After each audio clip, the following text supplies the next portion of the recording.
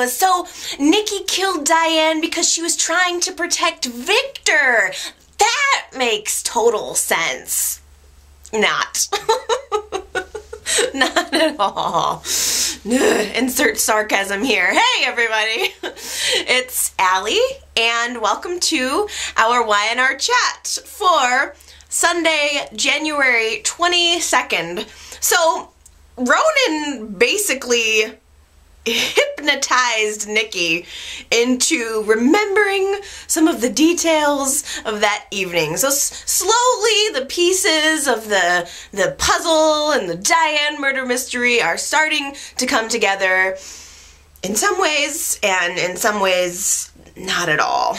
But after an intense questioning from the DA, he was just getting nowhere. Nikki's trying to give up the details and not really remembering anything, and she's just getting all frustrated. So Ronan decides to come in, and he says, I'm gonna use a different technique here. I'm gonna relax Nikki. I'm gonna get her into a subdued state, and just little by little I'm gonna have her, she's gonna recall information from that night, things that she wasn't able to recall on her own, but just due to the sheer presence of Ronan, she's going to remember very vivid details. It was like half stupid and half kind of funny, and that's fine at this point with me. I'm ready to just get it over with. I just thought it was funny that Ronan was basically hypnotizing Nikki with the powers of the sex wolf into remembering things. It was, I guess, just too bad that he couldn't have, like, sexed it out of her. I was kind of waiting for him to just sex the information out of her, like,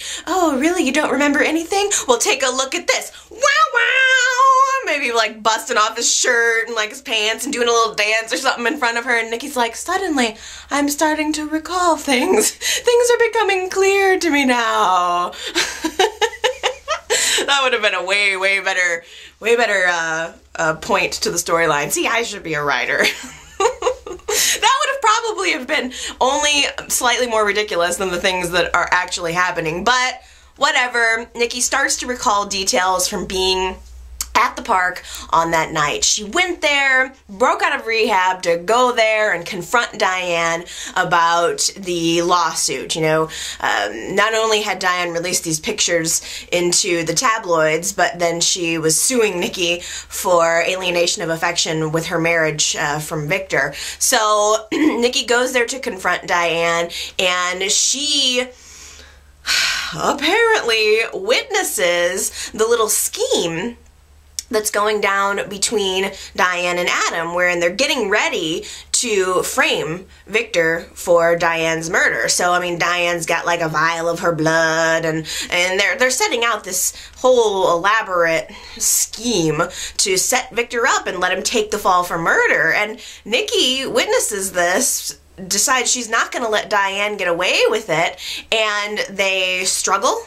And they end up in a fight on the ground, and Diane's got Nikki pinned, and Nikki reaches over off to the side, has a rock, and just bashes Diane over the head with it, and she dies. And it's, I mean, Nikki at this point should be as furious with with Adam, and she should be, the police should be going after Adam and pursuing this supposed plot. But of course that's gonna get totally dropped. But Nikki started even recalling things like, yes, I saw Victor at the scene and he had a rock. So, I mean, there still, I don't feel like I totally, like, I want to understand the sequence of events from that night. I think in large part because the writers, the show, showed us everyone being there, you know, and it was clearly out of order. Yeah, I want to know, when was Tucker there? When was Phyllis there? When was Ashley there? And I want to see the scene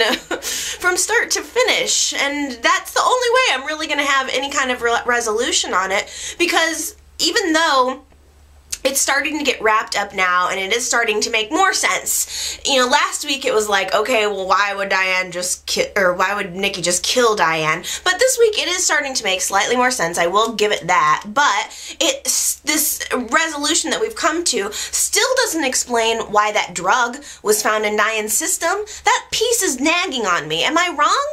Didn't they go and exhume Diane's body, pull her up out of the ground, do another autopsy, find that drug in her system, and then that's what connected Victor to the murder? So what happened to that? You know, it seemed like the reason that she had the vial of the drug was because she was going to, Diane was, I think, going to apparently drug Victor. But that clearly did not happen. So how did it get to the point where Diane gets the drug in her system? I don't understand that. So it doesn't explain that whole piece of the puzzle. This resolution doesn't explain the video. It doesn't explain why on earth Deacon, or whoever it was, I mean, at this point, who even knows if it was Deacon? It appears to have been Deacon, but why was he or someone else videotaping this entire scene? Was it just happenstance that he was walking around? So it doesn't explain, this resolution doesn't explain the video. This resolution doesn't explain what Patty was doing there. Why was Patty there? And how did Patty know everything? Patty, you know, made her little pillows, needle pointed her little pillows. So why is it that she didn't say something, didn't do something? She clearly knew all of the players and still sat back and did nothing. So did she play a role in this? I don't know. How did Diane end up in the water? It still feels like loose ends. For me. And I have to tell you guys that I don't think I've seen this huge of a reaction from the community in a really long time. I've gotten more emails and comments from people this past week about the Nikki killing Diane storyline than I ever have. And they're all like, this is ridiculous. I know I'm not alone because everybody else is saying this is ridiculous. So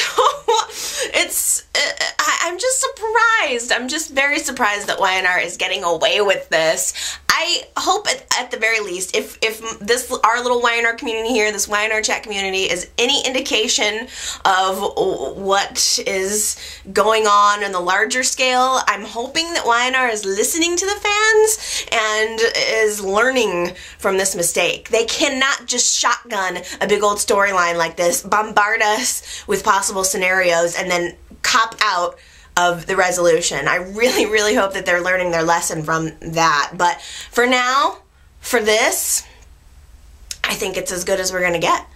I think we're getting as many answers as we're gonna get. I think it's possible that we will still maybe learn about Patty. I think the Patty piece of the puzzle is still being worked in, and so it's possible we'll be able to get some more clarity around that. But for the most part, I kind of think this is it. There's not going to be a whole lot more information that we're going to get on the Diane murder mystery. So, can we just, I don't know, can we just drop it now? The Victor and Sharon marriage is still, I hate it. I hate it so much. And that's another thing that everybody seems to collectively be saying. I really haven't heard from anyone who has said that they are interested in Victor and Sharon's relationship being taken to the next level. Pretty much everyone realizes that it's just a total plot device. And I will admit, though, that even though I hate Sharon and Victor as a couple, the idea makes me cringe, I have to admit that it has caused the storyline to arc in an interesting way. First of all, I'm going to back up to the ceremony because, you guys, Sharon looked so stupid standing there in her wedding gown that wasn't really a gown, but standing there with like her one white rose in her hand and just trying to look all innocent and, you know, and like I don't know, pure and almost self-sacrificing for Victor. It made me want to gag, and I don't even think that Sharon realizes how bad this makes her look. She's been married to practically everyone in Genoa City. She's married both brothers and now the father. It's just really starting to sink in for me, the way she's walking around Genoa City now, acting like she's, you know, she has this duty to Victor and she is his wife, and anything she does poorly that could reflect on him poorly, she better not do it. And just, she's got this dutiful wife sort of vibe going on, and it's just, it's incredible. And I mean, she's been married to so many guys too, but also not to mention she was married to Jack, and it's just, you know, she's walking around now being the lady of the manor, which admittedly is something that was forced on her. Now that she's Victor's wife, Victor wants her to act like Victor's wife. So he called his wait staff, all of the staff at the ranch, and he had them bring her things up from her house into the main house, and Victor expects her and Faith to live there now. But it was creepy the way Sharon walked in the door of the ranch and everyone on the staff was like standing at attention, waiting for her to give orders, like ready to kiss her butt, and she was clearly uncomfortable with it. I don't think it was what she was expecting, but she pretty much told him to go away. She was like, I don't know how I feel about this. Why don't you guys just take the day off? So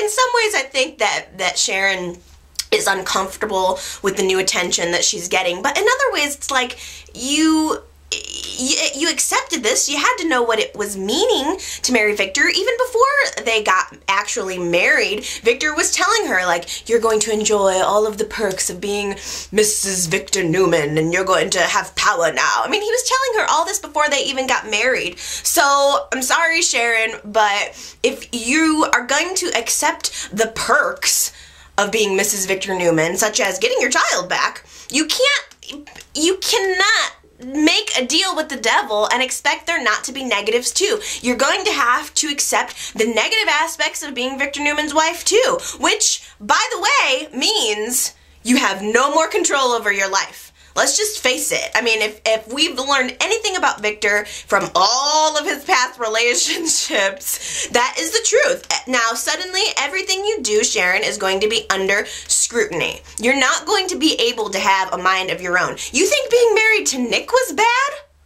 Just wait until you get further and further into this, because also get ready for nothing but excuses from this man. He is going to do things that you don't like, and you are not going to understand it, and you're going to confront him about it, and he's going to say, it's just business. He's going to write it off, because Victor is always going to do what Victor is going to do, and you better get on board or there will be repercussions for you as well. And by the way, get ready to ask questions and get no answers. This is what it's like living with this relationship. And part of me wonders if she was really only going for it because she thought he was going to be behind bars. And for that matter, whatever happened to Sharon being the one to spearhead getting him out of jail, to spearhead getting to the bottom of why he was there in the first place, why he confessed in the first place. As soon as Victor dangled that ring in front of her face, all of a sudden it was a different story. And she was like, okay, I will do what you want now, Robot Sharon. It worked. Victor wanted her to stop prying, stop asking questions, so he proposed to her, and it worked. She went away. She stopped asking questions. And I don't like it. I mean, she's Victor's new plaything, and she's going to end up really regretting this decision. And I regret this decision already, because I feel like a lifelong Nikki and Victor sucker. I am always going to be a sucker for Nikki and Victor. It's like cognitive dissonance, you know. In the one part of my mind, I know that Victor is a supreme jerk and that he's probably never going to change. And if you continue to repeat the same mistakes and you refuse to change yourself, the outcome of this relationship is always going to be the same. But then all of a sudden we start seeing the romance between Nikki and Victor and how much they love each other forever, and I'm sucked back in. And right now I'm in that spot for about the umpteenth million billion trillionth time. I'm sucked back into Nikki and Victor, and I'm wondering, will they ever be together? Ever? I mean, is it just going to be like this forever? And why not? Why can't they just get together? Why not give us something different? Like, keep Nikki and Victor together, but give them their own give them other storylines. Like, we've been through enough. You know, I mean, we've been through enough with this relationship. Why can't they just settle into no more drama? I know that's ironic to say, considering it's a daytime drama, but I just would like for Nikki and Victor to be a stable couple, and I don't know why they are so totally dysfunctional. And at this point, it started to become revealed throughout the week that basically they both married other people in order to protect each other. Nikki married Deacon to protect Victor and the family. Victor married Sharon to protect Nikki from the murder charges. How messed up is that? Like, in what weird, sick, twisted part of your mind do you think that it's a good idea or the right thing to do to marry somebody else for the sake of your relationship? It's weird and sick. And Nikki finally got her annulment from Deacon this week, and she's talking to people about it. Like, she's telling Catherine about it, telling Nick about it, and Victoria, and she's saying, I've decided to get an annulment from Deacon. And everybody's response is, that's good, Nikki, great job. And all I'm thinking is, why did you wait so long? Why is everybody like patting her on the head saying good job for getting rid of Deacon, when it's like, you should have done that like the second that you found out that he was lying about Victoria killing Diane. His lies have been so intertwined so many different ways. Like, I mean, it was definitely her relationship, her continued relationship with Deacon, that ultimately did lead to Victor getting out of jail. But it was just so ironic the way she was saying, Deacon's in jail, and she's saying, I'm gonna get an annulment, as if it's some kind of huge life decision or something. It's like, yeah, duh, get an annulment. He's a jerk. He's clearly a creep. That would have been the first thing on my agenda. Like, as soon as it was safe, I would have been getting an annulment from Deacon. Hey, by the way, this was just an interesting little moment. At the coffee house, Nikki ran into Adam, and I really like their quips. I like seeing Nikki and Adam on screen together, just like barking at each other, just digging. You know, they just have an interesting little relationship, and especially now that Nikki realizes that Adam and Diane were trying to set up Victor for Diane's murder. I mean, Nikki has extra special reason to hate Adam, but there was this just little tiny brief moment, if you blinked you missed it, where Adam kind of takes a jab at Nikki when he sees her and says something like, oh, what's the matter? Is drinking not enough for you now? Are you having to go for the harder stuff? And he kind of like just made this, like, I just thought it was interesting because he made this little implication, like, he kind of accused Nikki of like, are you on coke? It was so subtle and just so, like, almost just sort of edgy. Like, Wyatt doesn't usually do that kind of humor. I mean, that's kind of a dark little humor, because he made this little sniffing sound after he said it to her, and I just thought, wow, I love Adam. I mean, that's ballsy. Walking up to Nikki Newman and just being like, are you moving on to something stronger? You know, and I just thought that was really, really good. But anyway, Victor is planning to stay married to Sharon, which is gonna tick Nikki off, tick Adam off. It's ridiculous. It really is. I thought that, well, Nikki is getting her annulment from Deacon, so, you know, I mean, it sort of makes sense. Sharon thing, maybe he can, you know, lightly break it to her that this was all a sham. Yet, that's not the case. Victor had this conversation with Michael at one point, while still behind bars, and he said some kind of comment like, sometimes the best thing you can do for someone you love is to stay away from them. kind of implying that he's staying married to Sharon for Nikki, which I mean, I couldn't conceive of why he was marrying her in the first place, and now it's becoming more clear. So hopefully, I really hope it starts to become more clear as to why he's doing it now. It's just still so ridiculous, and it bothers me that Nikki comes to Victor and she's all excited, like, yay, you're gonna be getting out of jail soon, and she is Victor's chief advocate. I mean, she's pushing Michael to get him out of jail immediately, and yet Victor is just, he doesn't seem to return the feelings as well. She goes to him and she's so excited that he's going to be getting out of jail and telling him that she's going to get her annulment from Deacon, and she's waiting for him to say that he's getting an annulment from Sharon too, and Victor just tells her, look, about that. The thing is, I'm not getting an annulment from Sharon, and I just need you to be patient. Just be patient. All will be revealed in his Victor Newman-esque way. And that is just so like him. He is pulling Nikki toward him with one hand while pushing her away with the other hand. And that's what he always does. He always does that. The second he gets out of jail, he goes back to the ranch, and what is the first thing he does? He calls Nikki. He has Nikki come out to the ranch, and Nikki, of course, is like, what is it now, Victor? You know, she's all disappointed. And she's like, what is it now, Victor? And he's like, what? No homecoming? And he pulls her close to him and gives her a big old mustachy, wet, slobbery smooch. And I'm like, oh, and the music is like, and it's like magic, and I'm happy for a second. It is like a drug. It's like for a second you're like, oh, that feels so good, and then it starts to slowly go away, and you're like, crap, you know, like I don't feel good anymore. I need more and more to get me there, to get me high on Nikki and Victor now,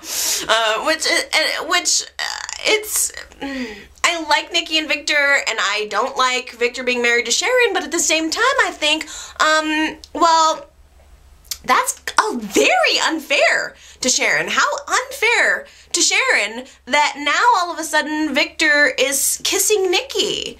You know, he's been married to Sharon for like 24 hours, and now that he's out, he's kissing Nikki, and it's unfair because Sharon, to some extent, is taking the marriage seriously, and Victor's just off kissing Nikki whenever he wants to. And I can't help but think, well, if the roles were reversed and Sharon called Adam or anybody else out to the ranch and started to kiss him, Victor would have a heart attack. He would be so angry he would kick her out immediately. So even if it's a sham marriage, they need to have some, I mean, they've never even discussed the fact that it's a sham marriage. They've never come right out and said, well, we don't really love each other in that way, but, you know, we're gonna pretend that we're married and blah, blah, blah. I mean, they haven't even ever done that.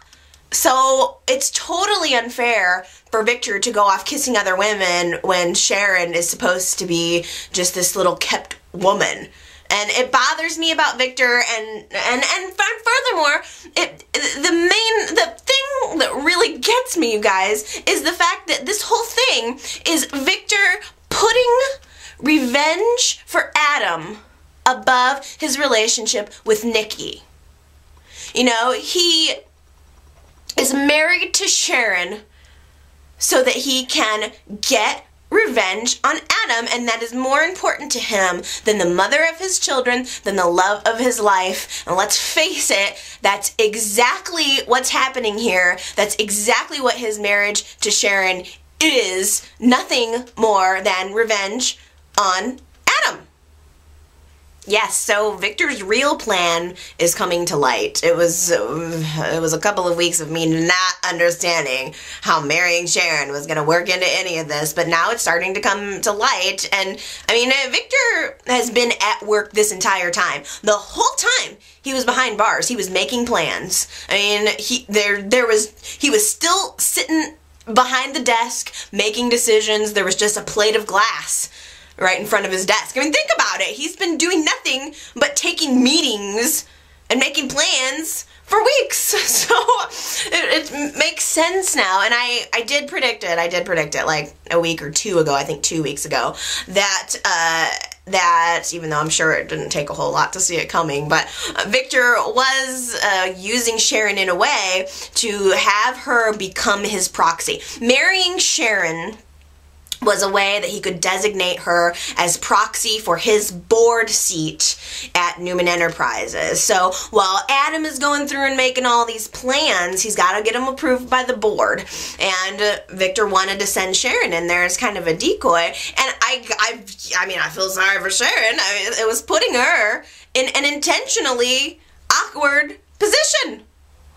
So, and I mean, I also believe that Victor's plan is not even all about bringing Adam down in business. I think it's about breaking his heart too. I think it's about twisting the knife as well. I mean, I think that it was like a twofold plan. Yeah, Victor wants to bring Adam down and send him to jail, but I think Victor really, there's a sick, twisted part of him that is enjoying being married to the one woman that Adam loves. How messed up is that? And not to mention that Victor has always had this really special and really awesome relationship with Sharon that I've always loved and respected, and which I hope is not ruined now by this ridiculous marriage. But doesn't Victor care that Sharon is going to get caught in this crossfire? Doesn't he care that Sharon is going to be hurt in the end of this? You know, I mean, Sharon's never done anything to Victor. Victor doesn't care if innocent people get in the way or get caught in the crossfire of his plans. You know, that's just how he is. He's always been that way. I mean, how many times has Nikki been caught in it? It's totally outrageous. And I mean, look, the fact that he sent Sharon in to vote on his behalf one way, and then sent her back in to switch her vote. He's playing games. There's just no two ways about it. Victor is playing games. And I've always thought, I'm really anxious to hear your guys' opinion on this, because I've always felt that Sharon was someone who was primarily driven by love. I thought that she was a passionate individual, and that the decisions that she has made throughout her life have been driven by love. That's just something that she can't quite control. But I have to tell you, I am starting to see Sharon in a new way. And I'm really curious to hear what you guys think about this, because I still like Sharon, so everything I'm about to say, please don't take it as me not liking Sharon or dissing Sharon. But I'm starting to see that Sharon she's really an opportunist. I mean, by marrying Victor, she's not gaining anything that she couldn't have had anyway. And I'm honestly starting to believe fully that her marrying Victor was about money, and it was about power and status. And I think that Sharon has been enjoying rubbing it in the face of her detractors. Even though everyone else in the Newman family hates this marriage, Sharon has never tried to reassure them, even though Sharon knows, she has always known that Victor loves Nikki. Every time she has an encounter with Nikki, Sharon loves rubbing it right in Nikki's face. She could have said, look, Nikki, I know this is awkward, but this is kind of part of a, you know, we need to be patient and understand Victor's plan. No, Sharon's letting everybody believe that it's more than that, which I think is very interesting. I think Sharon is enjoying being on top for once. I think she's always felt like someone who was an outsider on this family. You know, she came into the Newman family as an outsider. She was just this, you know, poor little girl with this crippled mother who had very, you know, humble beginnings, and she got swept up into this Newman world where Nikki has never liked her. She always felt like she was, I think she always felt like a little bit like she was Nicholas's little precious stone. And Victor has always been the strong man in her life that has taken care of her, but in so many ways I think she's always felt like the outsider in the bunch, and now all of a sudden she's on top. she's at the top of the little chain. She's married to Victor Newman. And I think there is an element that she likes it, especially after having been in jail for so long. Having everybody look at her like she's trash. And it has been so much of that. Even like when she was married to Adam, everybody treated her like trash. You know, like she was just making the worst possible decision, and they were all looking down on her and giving her advice that she didn't need. And now all of a sudden, she's on top. So she's enjoying it, and it makes me see her in a different way. Like, even I think that's sort of the intention, because have you guys noticed that since she's been married to Victor, she's been wearing a lot of black? You know, she's coming in and she's power now. She's Victor's proxy now. She has this status symbol now. So she's wearing all black. And by the way, just side note, the dress that she was wearing before, like 2 black dresses ago, like I think it was on Friday, she was wearing an all black business suit with a fur coat with a fur collar. But the day before that, she was wearing this dress that was kind of wrapped around the neck, like the collar was a wrap around neck, and then just it was basically like a sleeveless black dress, but then there was this amazing lace that was sewn in for the sleeves, so it was just all black, but then like lace sleeves, and I think there was some lace on the chest as well. But it was so beautiful. Like, this dress was amazing, and now all of a sudden she's wearing all of this black, and I just am getting this totally bad Sharon vibe out of it, which again, I'm gonna rip on her soon, but I like it. She's bad Sharon. She's like Black Spidey. She's bad Sharon, and I am left wondering if it's Adam's influence that has rubbed off on her, or more interestingly, maybe Sharon was this way all along. Maybe she was dark inside all along, and it was her relationship with Adam that really drew it out into the open. And maybe that's why she continues to be attracted to Adam, because Sharon does have this dark side. She's no longer this precious little kept stone. She's a dark opportunist, and I kind of like it. I really do.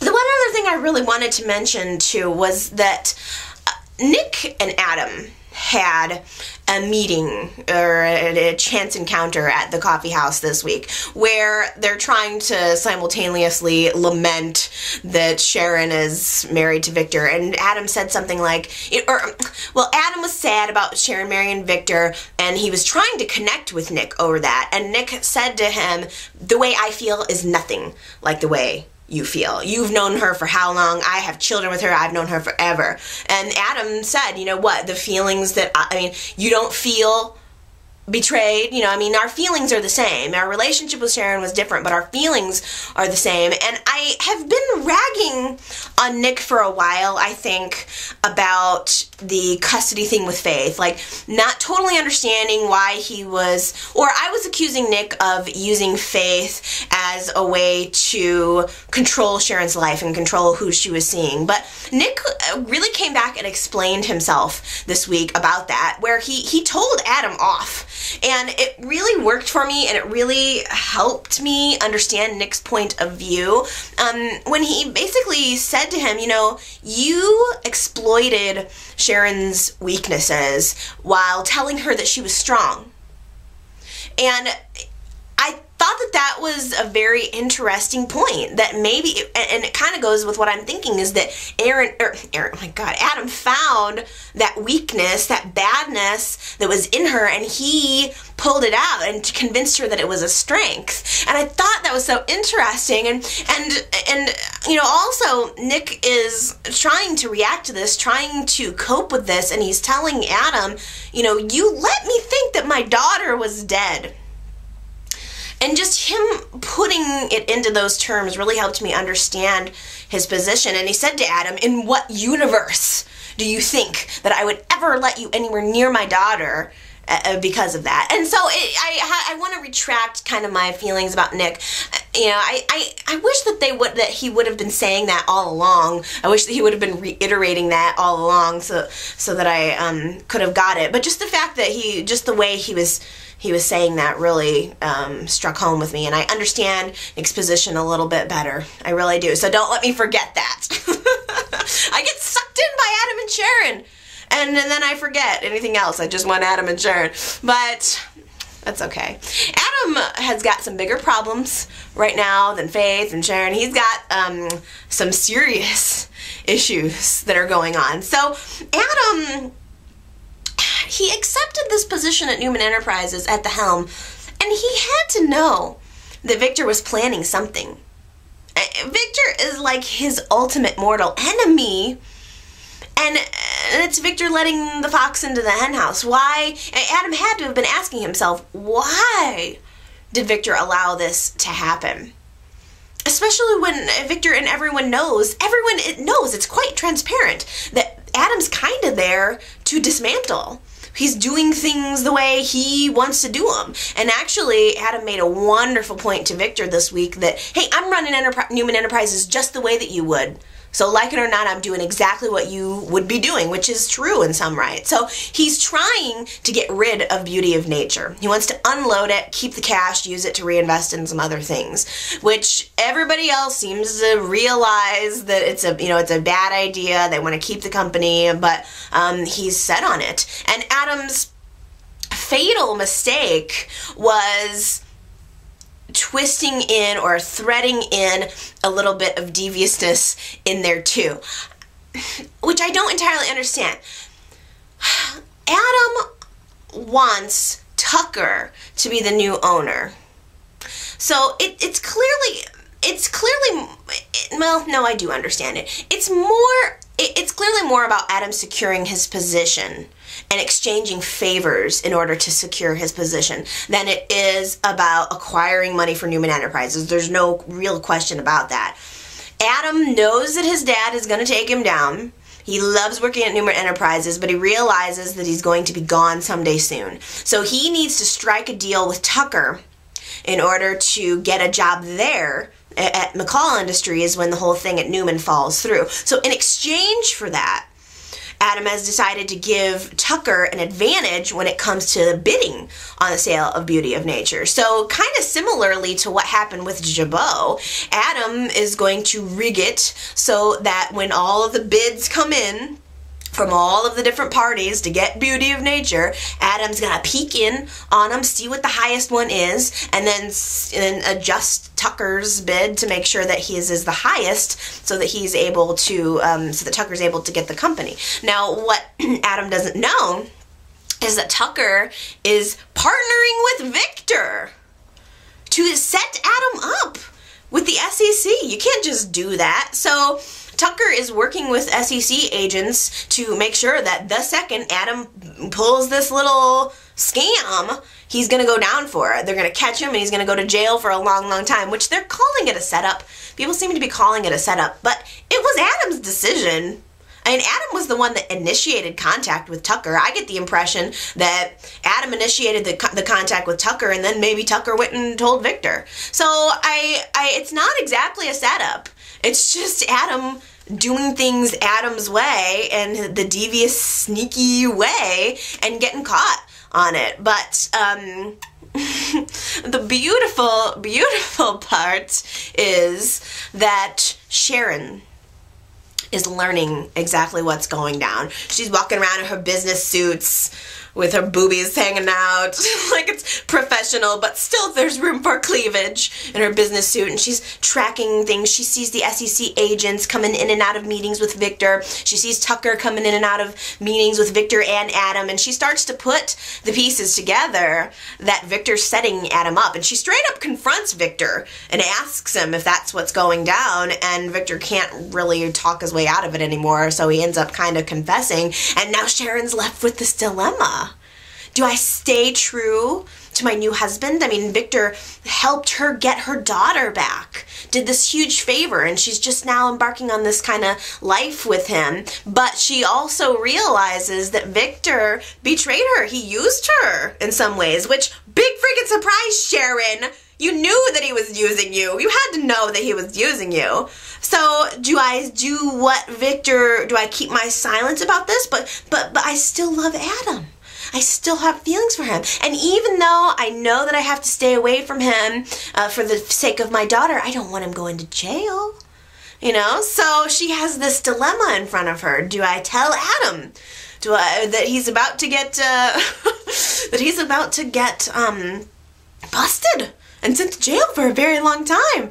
And I just at the very end of Friday's show, Sharon goes to Adam's office, whips open the door where he's just about to commit the deed, and she says to him, look, whatever you're about to do, don't do it. Victor is having you set up with the SEC. And Adam's face is like, whoa? Even though Adam, I can't believe he didn't freaking realize what was going on, but Adam's like, oh? You know, I mean, I think on the one hand, he's happy that his ass is getting saved, but on the other hand, he sees it as a bigger, his larger agenda is Sharon and will always be Sharon. So he's like, you saved me. And from the previews of Monday's show, it looks like Adam's going to show Sharon his appreciation in, shall we say, a physical way. So I'm definitely looking forward to that. So as much as the Sharon and Victor marriage is annoying to me, it also is very, it's arced in an interesting way that I can appreciate. So that's going to be good on Monday.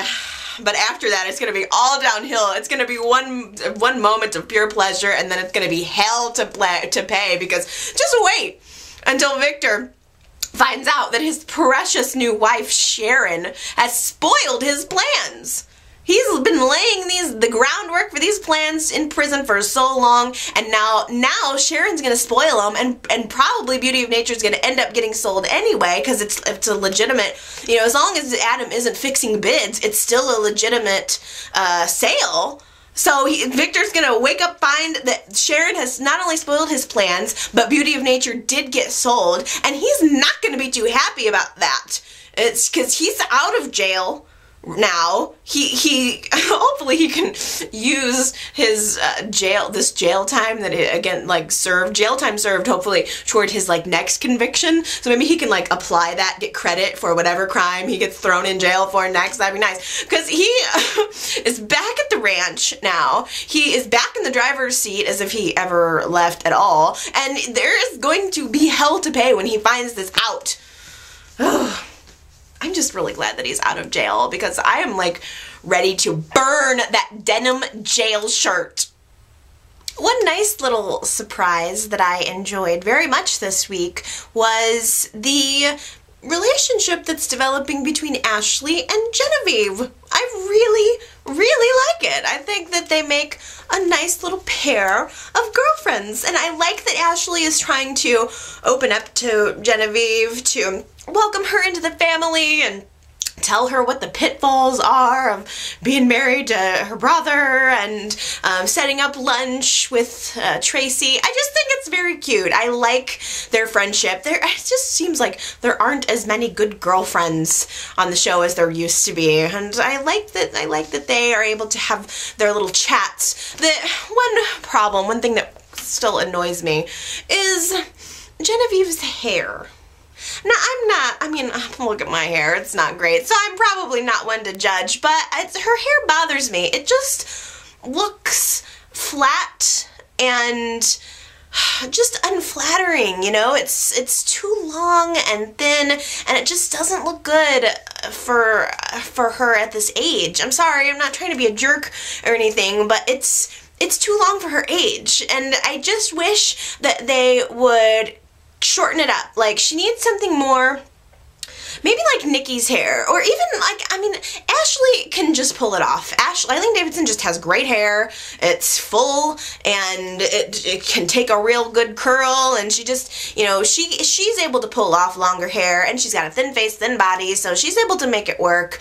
But I just think, you know, it needs to get kind of shortened up, even just bringing up to shoulder length or shorter. I can honestly see Genevieve with kind of a nice short, kind of just up around the head, not even that far, or maybe just above the shoulders, and then keep it maybe in a big curl. I just can see, her hair's kind of thin, and I just would like to see it with something with a little more body and just closer up to the face. Something also, it's so flat down on top, and she needs some oomph on top, a little bit of volume or something, and I just think that would look a lot better.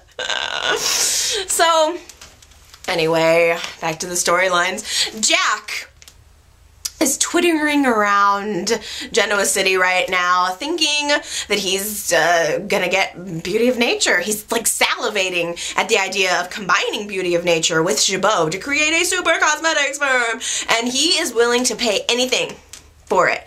He's willing to go broke. He's not only using Jabot's money, he's using his own money, and he's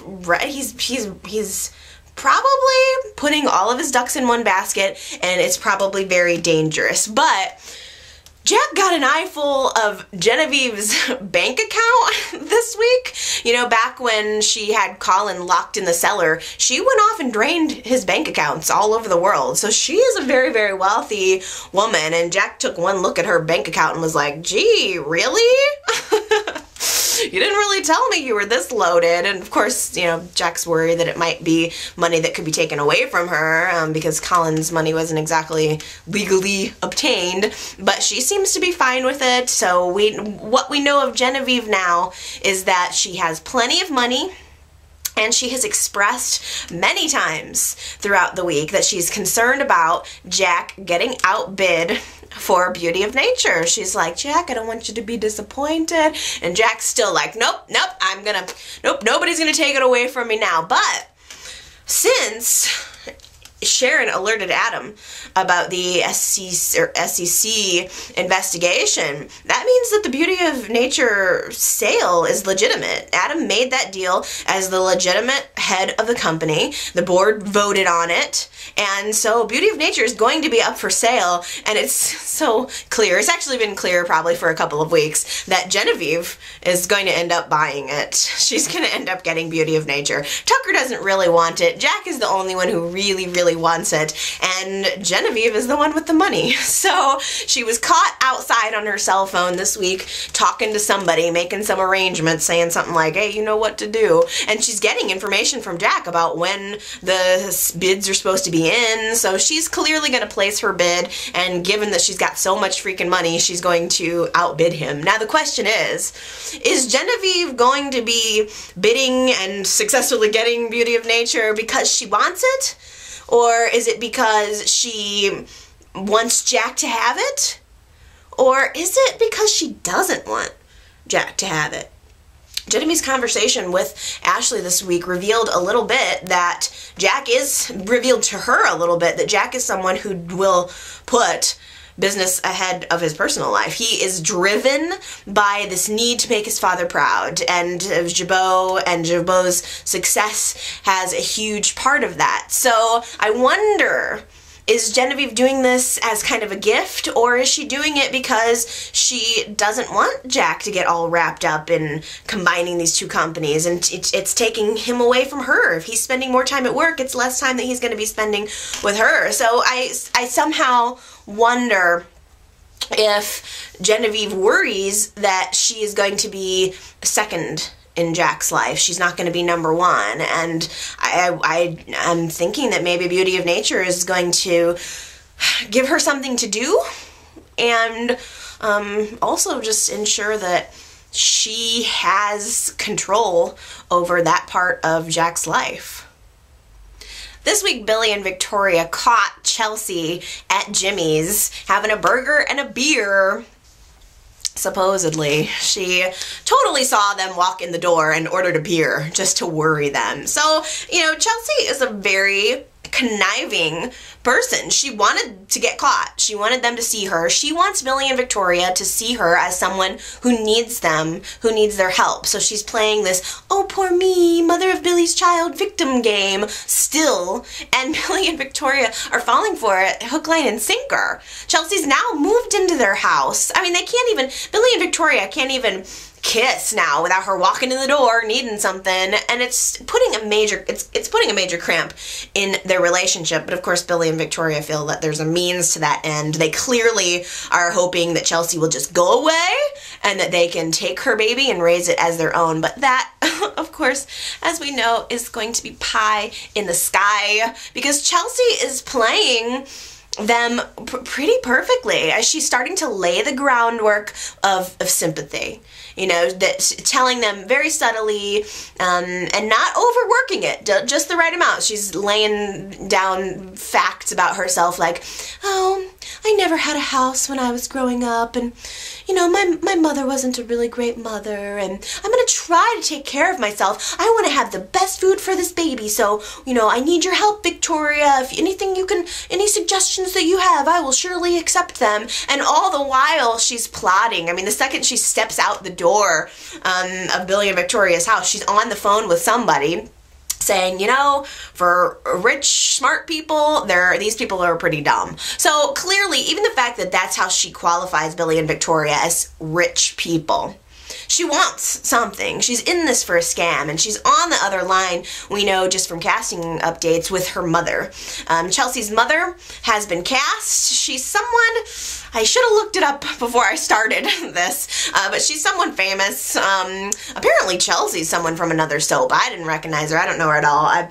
She doesn't really do a whole lot for me, but maybe she'll grow on me. But the mother apparently is some sort of veteran, some kind of awesome actress, so she's going to be coming onto the scene probably to help Chelsea enact her plan, her big crazy plan of getting something out of Billy and Victoria. And honestly, I don't know, I kind of feel like even though Chelsea wants money, I think she's got her eyes on money. I think she has her eyes on the whole big prize. I think that Chelsea would be happy to just like butt Victoria right out of the picture. I think she would love to just move on into that house and like start wearing Victoria's clothes and shoes and playing the role. And I think she would really love nothing more than to steal Victoria's husband too.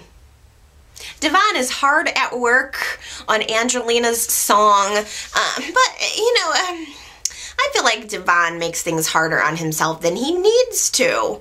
You know, his mother and Tucker are trying to help him out. Devon has expressed to Harmony that he's having trouble distinguishing between pitches, and he's a music producer who has a hearing problem. That's a major impediment, and it's something that Tucker and Harmony are able to help him with.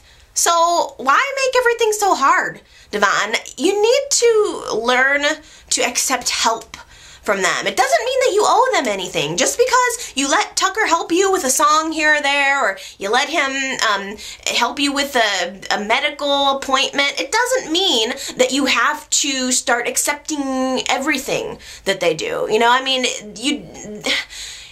you don't have to owe them anything, but let them help you. So it's very, Devon's being very frustrating right now. I really loved Harmony telling him, you're working my last nerve. I thought that was pretty good. I love Harmony so much. So it was good. Meanwhile, Angelina is blowing up. I mean, she's got her song all over ViewClick, and Devon is, you know, pumping her up, but she is shacked up, literally, with Kevin right now on this deserted island. I was actually hoping to see some progress, now that I think about it, on Jeff and Gloria. I wanted to see Jeff getting back into Genoa City this week, but not yet. Still, Kevin and Angelina are stuck at Daddy's cabin, and Chloe and Daniel are back in Genoa City, starting to talk a little bit about what happened on New Year's Eve, I believe it was. Chloe kissed him. They kissed. They were very drunk, and Chloe was trying to get over everything that happened with Kevin, and in a moment of weakness, Chloe and Daniel kissed. And it just so happened that Eden, the bitter ex-girlfriend, ooh, she is playing it too good, because I'm starting to hate Eden. That's how I know that she's good. I'm starting to hate her. But Eden was right there, and she took a photo of Daniel and Chloe kissing. And by the way, she had no problem walking right up to Chloe and Kevin while they were at the coffee house, getting snarky with them, being like, oh, that's so great, Chloe, that you were able to get over Kevin so quickly, and you're clearly with Daniel now. And Daniel's like, oh, this is a woman scorned. I see it all clearly now.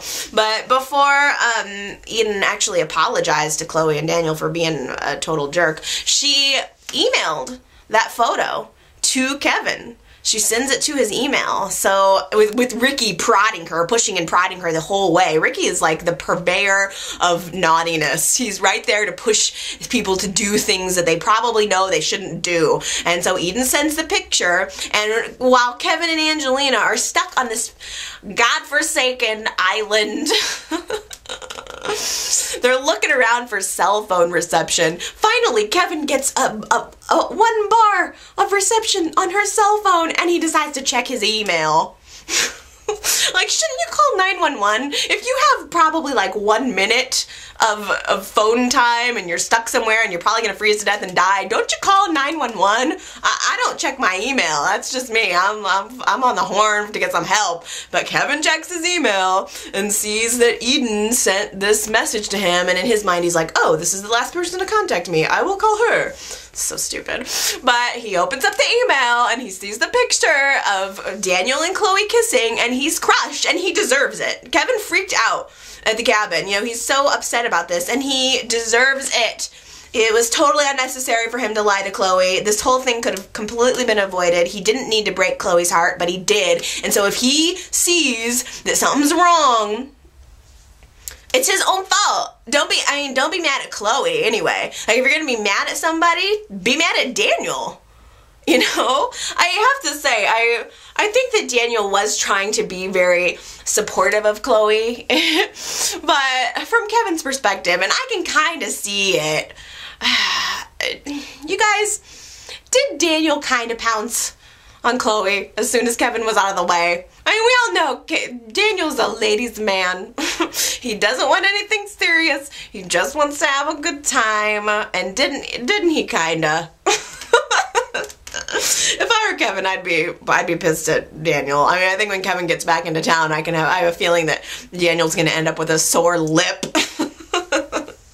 But Angelina sees this whole thing go down. She sees the picture. She tries at first to comfort Kevin, but then she starts to realize that this is all her fault. You know, if she hadn't made up the lie about karma and had to go on the run and all that and being pregnant, then Kevin wouldn't be in this situation. He would be with Chloe. She successfully broke up Kevin and Chloe, which was what she wanted, but she also caused Kevin pain. This person that she thinks she loves, she caused him pain. And in this moment of seeing Kevin in pain, Angie decides to confess to the whole thing. She tells Kevin, I lied about it all. The pregnancy, the Carmine thing, it's all one big lie. Oh, except for the fact that Angelo is still trying to kill you. That part's true, but the rest of it is a total lie. And it was so sad. I really enjoyed that reveal. I enjoyed watching the actress. She just looked so guilty, and I just was with her. I felt bad for her. She lied, but she was evoking this sympathy from me, which is not an easy task considering this is a character that's so over the top. I felt bad for Angie because she's obviously somebody who doesn't know real love, but she sees Kevin and she believes that she loves him, and she just wanted to be with him. That's all she wanted, and in the end she ended up making this huge mistake, and Kevin was so mad. I mean, especially like knowing who Kevin is. Kevin said something like, I'm gonna get us off this island if I have to burn this whole place down. Now, we all know that Kevin Fisher is a pyro. Kevin Fisher is very capable of burning that whole shack down with you in it. So, you just don't know who you're messing with, girl. Kevin he's a couple of beans off. So, you're lucky that he is not destroying you. But Kevin was like psychotically mad, and he is determined now to get them off the island more than ever, and I'm sure that that's what he'll be doing next week. But, you know, in the meantime, I don't know the status of Angelina, the actress's contract or anything like that, but I really like her. And now that they're heading back to Genoa City, I hope this doesn't mean that she's gonna go away. I don't know, I wish that we could, like, mature her and keep her. Okay, well, that's gonna do it for your old pal Allie for this week. A couple other little things happened, like Lily and Kane had a cute little ice skating scene. They're obviously back together, and I'm starting to warm up to them. I do like that their reunion has been slow and measured, and it is pretty nice to see them kissing each other and, you know, thinking about their life and being in love. It is nice, but Anyway, how are you guys feeling about all of this stuff? It's been a huge Victor, Sharon, Adam, Nikki week. I'm sure you've got tons of opinions. Like I said, this has been a very passionate week. People feel very passionately about these storylines, so I'm really excited to hear what you guys are thinking. So please leave me a comment. Let me know. Let it all hang out. Don't be afraid. Say whatever you're feeling. I can take it. Whether you agree with me or don't agree with me, it doesn't matter. Just let her rip. There's a comment box down below where you can leave your comments. And if you're watching this video on YouTube, there's also other links down there. There's a link button that says share. You can click that and you can grab the link to this video and post it on any YNR sites that you go to. You can also click the embed button. You can embed this video in your vlog. That's a good way to help me spread the word about YNR chat. And you can also like connect with me on Facebook if you'd be interested in doing that. I've been trying to use Facebook way more lately, or Twitter. I'm on Facebook and Twitter. I'll post the links in this video. I hope I don't forget. But I will try to post the links in this video to my Facebook and my Twitter if you want to connect with me throughout the week. That's a really good way to just chat about the show, not on Sundays. And if I forget to post those links, you can always go to my blog at yrchatblog.blogspot.com and you can find my Twitter and Facebook pages from there. So that's it. That's everything. I hope that you guys have an awesome week. I'll be thinking of you and really looking forward to seeing an Adam and Sharon making love next week and chatting with you about it next Sunday. All right, you guys. I love you so much. I'll talk to you next time. Bye.